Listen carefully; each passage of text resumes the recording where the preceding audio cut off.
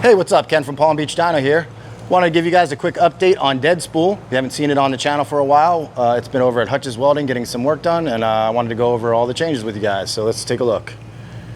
A lot of this is all the same. You guys have seen most of this. The big change under the hood here, excuse this styrofoam here, is the manual brake setup. This whole setup we started on last year. Harvey put it in with like a hand fabricated bracket. He now has this available as a product. It comes with the bracket for the master cylinder itself, the proportioning valve, all those things. And then he also has the pedal setup. Now, this is important because if you just try to install this stuff as it comes from Willwood, the brake pedal is way too far to the left and the pedal is really small. So this is a real nice upgrade. The other real big thing that he did, well, also up front is, let's see if you can see it in there. We've got some new, I don't think so. I'll show you those later, or a picture of them. New struts from Kelly Aiken, Kel-Track. And we're also going with rears. We're waiting on those. Manual steering. We use the Flaming River manual steering rack, and then the big change is the dash. So let's take a look. So for those of you that are familiar with this car, up until now it's had a stock dashboard in it. And you know, changing over to something like this is a bit extreme.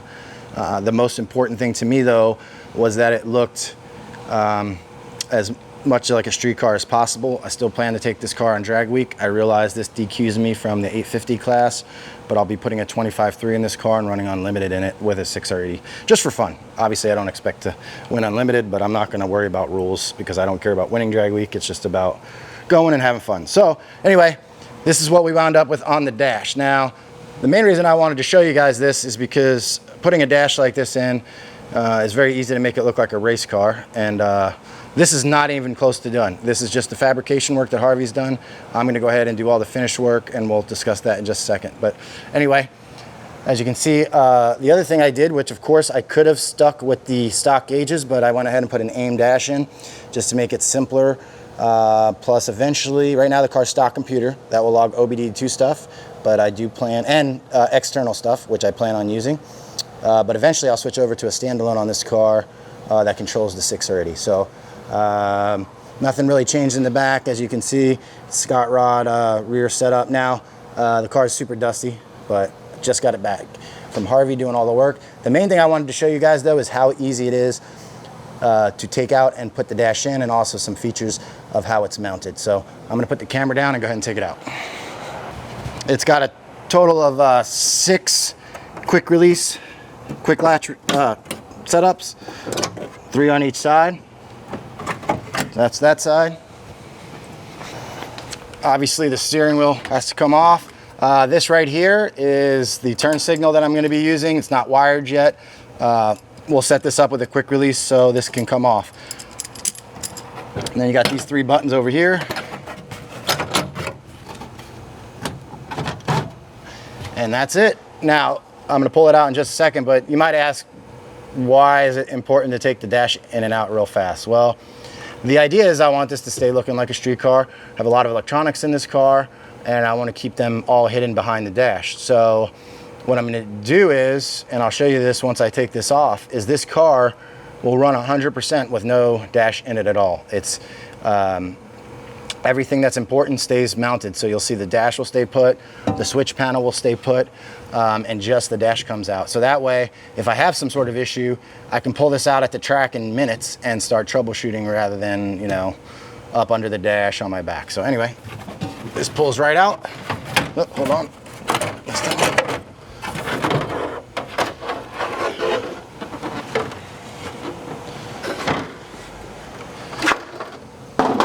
And there you go.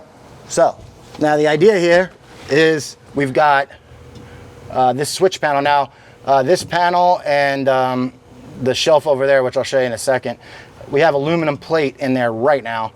It's going to be carbon fiber, of course, for me, but this needs drilled out and switch placement and all that. So I want to drive the car, put the switches where I want them, and make sure everything's exactly where I want them before I put a nicer piece of carbon here. The real magic to this dash though is this back piece, which really keeps everything real stable. I'll give you a closer look at it. All of these mounts were made by Hutch's Welding. I've had a few people already asking me about this just after putting pictures on my Facebook. If you're really interested in this dash mounting system, it obviously will work fine on your S197. I'm not sure if he's gonna offer this piece, but obviously this piece back here, the two on each side, and this top piece to get the dash in. This might be a little tougher to offer because it depends on your cage. But let me grab the camera and I'll show you this a little better. All right, so like I said, see right here, this will stay put.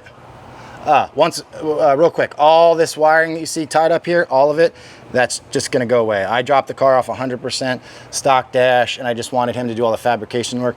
I'm pulling all that out and redoing a bunch of it, but you get the idea. So now we'll have all the switches here. They'll be permanently mounted to this, and then all my electronics will be on this shelf here. My boost controller, my bump box, what else? Various stuff for data logging, anything, two-step stuff, everything will go right here. And then the switches go there. Now the dash, this is the important part. Getting the top part of the dash perfect is tough. So this is kind of like, takes advantage of the flimsiness of the dash. There's two pieces right here, and the front edge of the dash goes in and wedges into here. And then once it's in, these mounts here and there hold it forward. So it's incredibly sturdy once it's in there. So I'm gonna go ahead and put it back in and show you guys that. As far as the finish work, I'm still not sure what I'm gonna do with the center console. That's staying for now. Considering shortening it up a little bit and then remaking this in carbon fiber.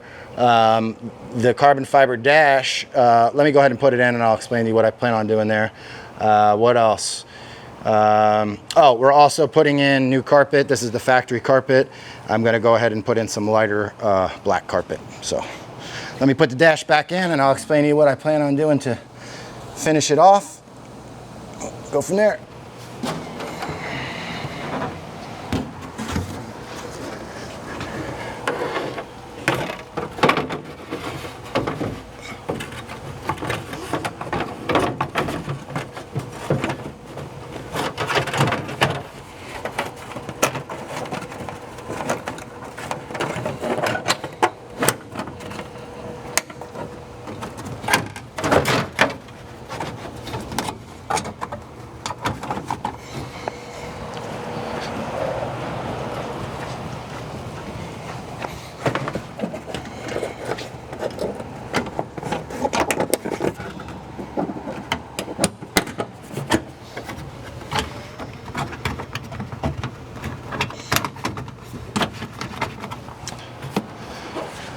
There you go, that easy. And obviously I just got it back. I've only done that like once or twice. So it's a great setup, everything fits good. As you saw when I took the dash out, there's no trim. I could put some felt or rubber edges on all this, and I might, depending on how much it rattles, but this thing is super sturdy all the way across. It's super badass. So anyway, the plan to finish it is this area that normally has the textured gray on it. I'm gonna put vinyl, at least to start. I'm gonna start with vinyl, and then if that doesn't look good, I'll do Alcantara, but I think that might be a little over the top, so I'm gonna stick with vinyl.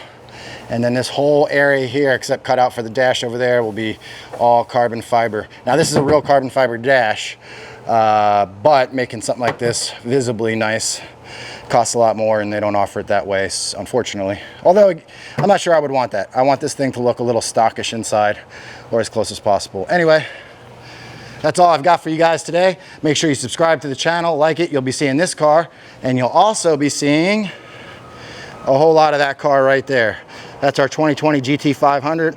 We've got all sorts of awesome things planned for that this year as well. So make sure you like, subscribe, and share our channel, and we'll see you on the next one.